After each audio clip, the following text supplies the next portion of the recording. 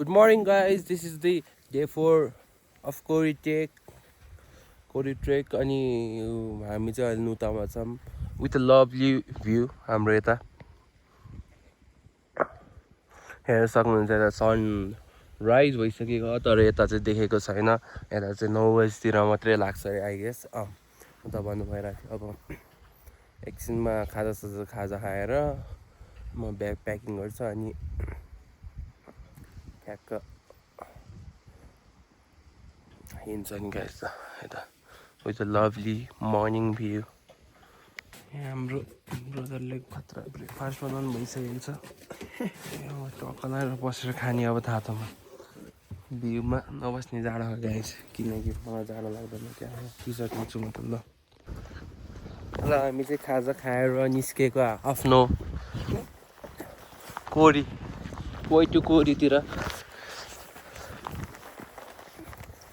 यहाँ छ मेरो साथी, खाइरो साथी. चिसो यहाँ हावा चिसो बगिरहेको छ. के हुन्छ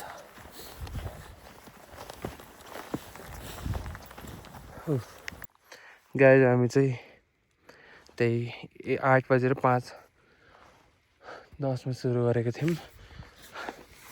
1 घन्टा पछि यस्तो भ्यू छ है दामी. Clear view of the mountains. अझै यताबाट 2 घन्टा 50 मिनट लाग्छ कोरी. 12 बजीतिर आइपुग्छौँ गाइस. अब एकछिनमा ब्रेक. यता ब्रेकफास्ट भइरहेको, ब्रेकफास्ट के अरे हल्का ब्रेक टाइम भइरहेको छ. यस्तो दामी भ्यू.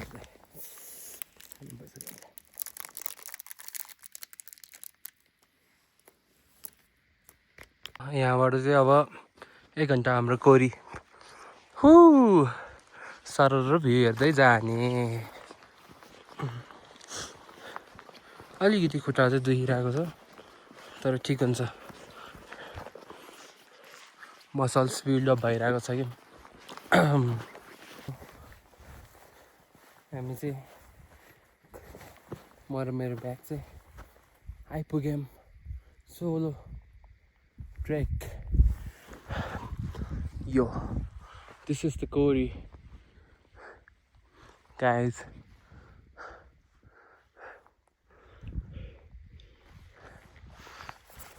दामी. म चाहिँ आइपुगेँ मेरो गेस्ट हाउस. नमस्ते गेस्ट हाउस. Lovely view.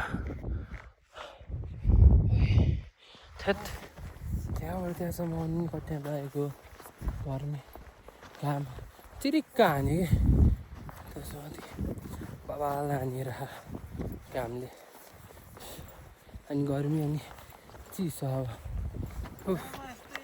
यहाँ हाम्रो दाजुले चाहिँ प्यानकेक बनाउँदै हुनुहुन्छ. के हालेको हुन्छ यसमा?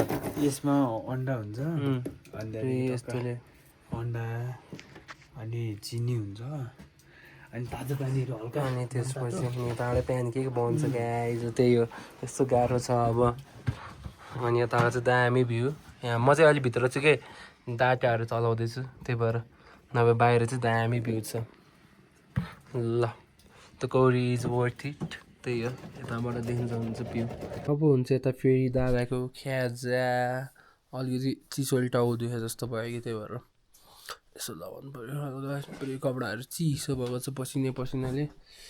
यहाँ मैले अलिअलि बिस्कुट चिया खाइसकेको छु. फेरि आज हाम्रो दाजुले मिठो बनाउनु भइसकेको छ. ल त्यही हो गाइज. अहिले एकछिनमा जान्छु. हाम्रो दाजुले यत्रो ठुलो होल्ड रुम मेरो लागि खोलिदिनु भइसकेको छ. अब यता हुन्छ प्याकिङ स्याकिङ सब निकालिदिन्छ यताबाट चाहिँ. ल ठिक छ. ल गाइज, अब चाहिँ म भ्यू पोइन्टतिर जानु लाग्यो. उता माथि छ भ्यू पोइन्ट चाहिँ हाम्रो. सारा दामी भ्यू हेर्ने ठाउँ.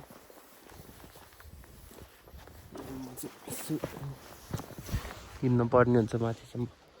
ल एकछिनमा अलिकति चिसै हावा छ क्या. चितवनको मान्छे यता आएको. अलिअलि टाउ दुखिरहेको चिसोले. त्यस्तो केही पनि छैन. यो गाइज म चाहिँ अब यता आइपुगिसकेको छु कोरी भ्यू पोइन्ट।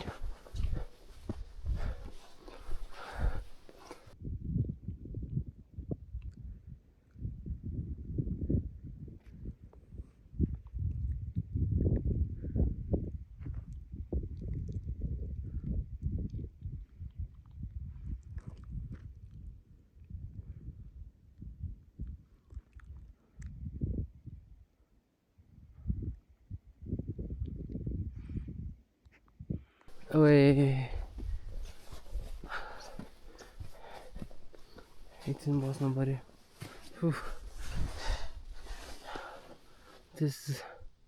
यो चाहिँ हो कोरी भ्यू पोइन्ट।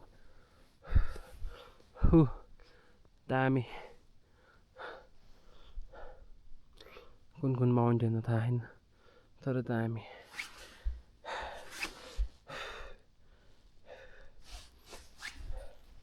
ल यताबाट चाहिँ दामी भइरहेको छ है गाइज। यहाँ चाहिँ पुरै बादल माथि, हामी चाहिँ पुरै बादल माथि छौँ यहाँबाट चाहिँ। अनि यताबाट चाहिँ with a lovely mountain A Himalayan view. हाम्रो टाइम ल्याप्स भइरहेको छ अहिले। बेलुका फेरि टाइम ल्याप्स हुन्छ।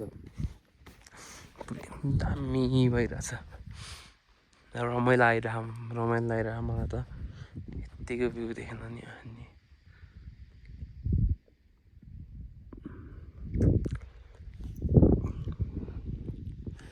अहिले चाहिँ त्यस्तै 4:30 3:30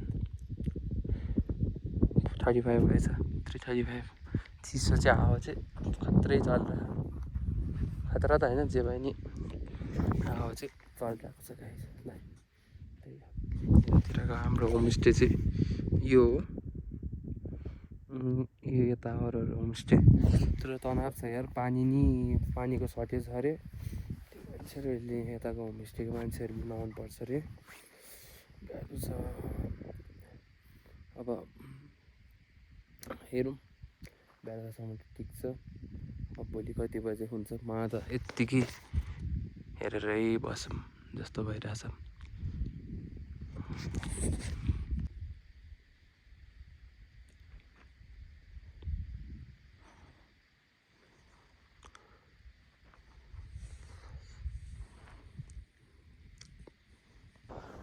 ल अब चाहिँ म तल जान लाग्यो। एकछिनमा फेरि आउँछु यो सनसेट हुनेलामा।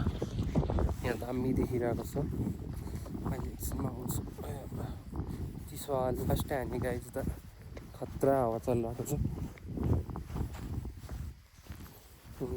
थोरै टाइम ल्याप्स र सिनेमेटिक सर्ट्स भइसकेको छ यता छैन।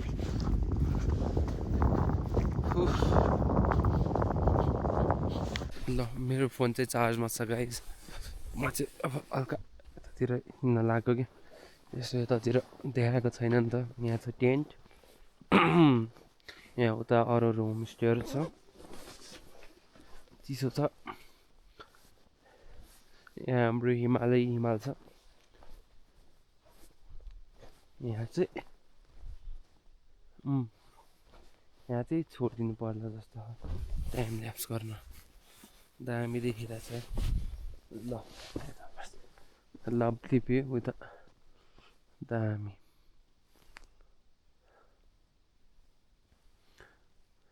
त्यो चाहिँ देखिन्छ। ल अलिअलि टाउको पनि देखिरहेको छ हिँड्ने बेलामा, बसेपछि चाहिँ दुख्दैन खै के हो यहाँ चाहिँ। अब नसक्नु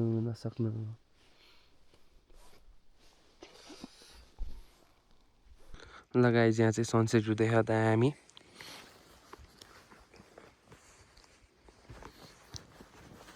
नर्मली बनाउनु पऱ्यो म चाहिँ। यहाँ चाहिँ मेरो टाइम ल्याप्स हुँदैछ यताको हिमालको। ल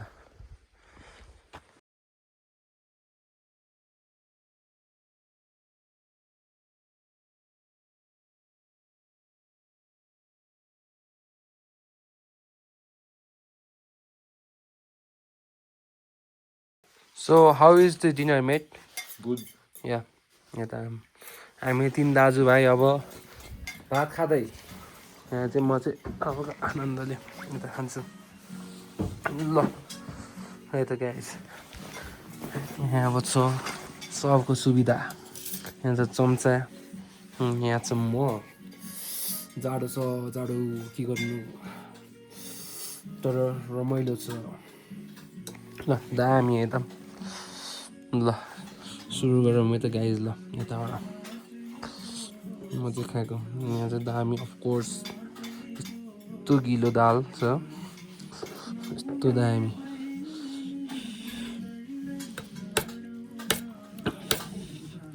ल खाएको है त गाइज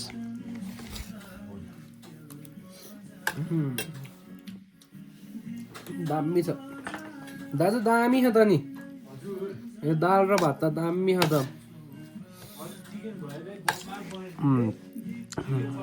हाम्रो चाहिँ दाजुले दामी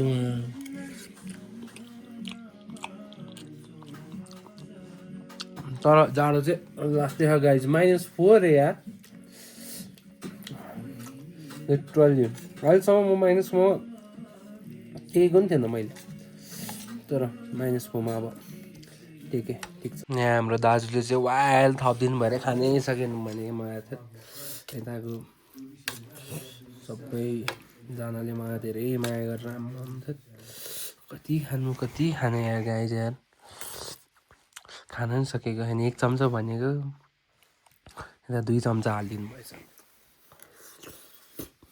पकाउनु त पऱ्यो अन्न फाल्नुहुन्न ल म चाहिँ अब सकेसम्म चाँडो सकाउने कोसिस गर्छु गाइज दामी छ है खाना ल हाम्रो यो नमस्ते गेस्ट हाउसको दाल भात आलुको भुजिया अन्डा अलिकति यता मासुको चाहिँ कमी छ भयो यता ट्रान्सपोर्टेसन भएको छैन रहेछ 2-3 दिन भयो राखेर नि 2-3 दिन मान्छेहरू आजकल चाहिँ अहिले धेरै आएको छैन त्यो राखेर नि काम छैन कि त्यो कुहिनी रहेछ कि त्यही भएर अहिले चाहिँ मासुहरू धेरै माथि ल्याएको छैन तर यति चाहिँ दामी भयो ल खाएको ल गाइस म चाहिँ तातो पानी खाँदैछु खाना अन्नै खाएर कुरासुरा गरेर बसेको अहिले त त्यस्तै 9:30 भयो होला 9:30 भयो टाइम ल्याप्स गरेको टाइम ल्याप्स चाहिँ राम्रो भएन भनेको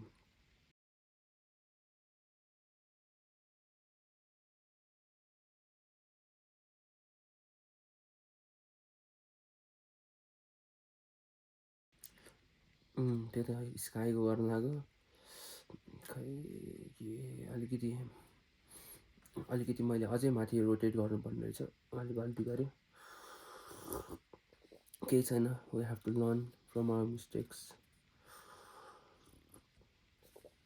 म चाहिँ तातो पानी खाँदैछु त्यस्तै डिग्री चाहिँ खोइ -4 जस्तो लाग्थ्यो -4 कि -6 खोइ याद गरेँ तर हावा चाहिँ लास्टै खतरा चलेको छ अहिले चाहिँ अघि नै चलेको थिएन यहाँ चाहिँ यता चाहिँ दादाको बेडरुम यहाँ चाहिँ अर्को बेडरुम बेड अर्को बेड दादाको यता चाहिँ आधी सामान यता चाहिँ आधी सामान यहाँ चाहिँ दादा सुत्छ अब ल त्यही गाइज करि ट्रेक पुग्यो अब भोलि फर्किन्छु होला खै सिक्लेस बस्छु के गर्छु ल लेट्स गो टु कहाँ जाने अब चितवन अनि सुरुमा त पोखरा ल let's go to Pokhara the कोरी केक इज असम है good night guys peace out